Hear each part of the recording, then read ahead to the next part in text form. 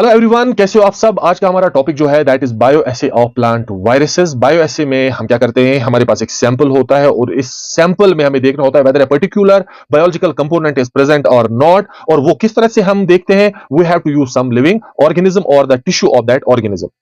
तो यहां पर हमारे पास एक सैंपल है और हमें देखना है इस सैंपल में कोई पर्टिकुलर वायरस प्रेजेंट है या नहीं है। अगर प्रेजेंट है तो उसकी कंसेंट्रेशन क्या है, क्या उन वायरस पार्टिकल्स का नंबर इस सैंपल में कम है या बहुत ज्यादा है। उसके लिए हम क्या करेंगे, हम इस प्लांट को लेंगे और इस प्लांट जो है इस पर इस सैंपल को रब करेंगे।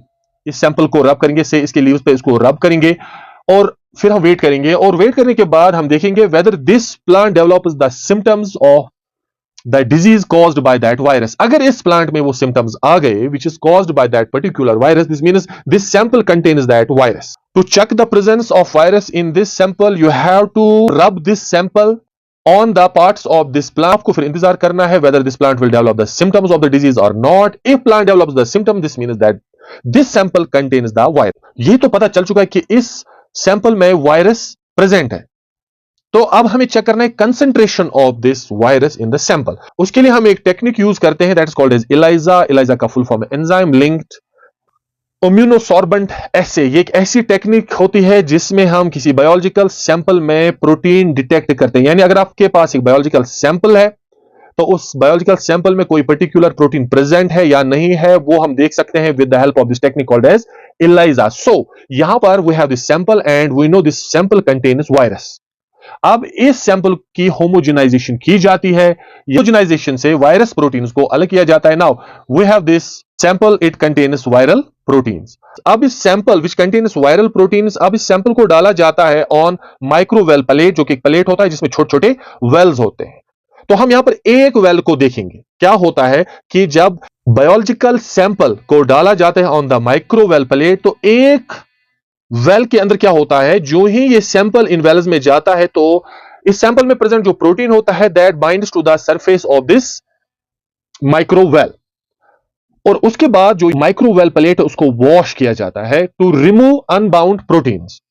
नेक्स्ट स्टेप में प्राइमरी एंटीबॉडीज को इस माइक्रोवेल प्लेट के ऊपर डाला जाता है। ये जो प्राइमरी एंटीबॉडीज होते हैं ये वायरल प्रोटीन के साथ अटैच हो जाते हैं। फिर से माइक्रोवेल को वॉश किया जाता है with a buffer to remove unbound primary antibodies.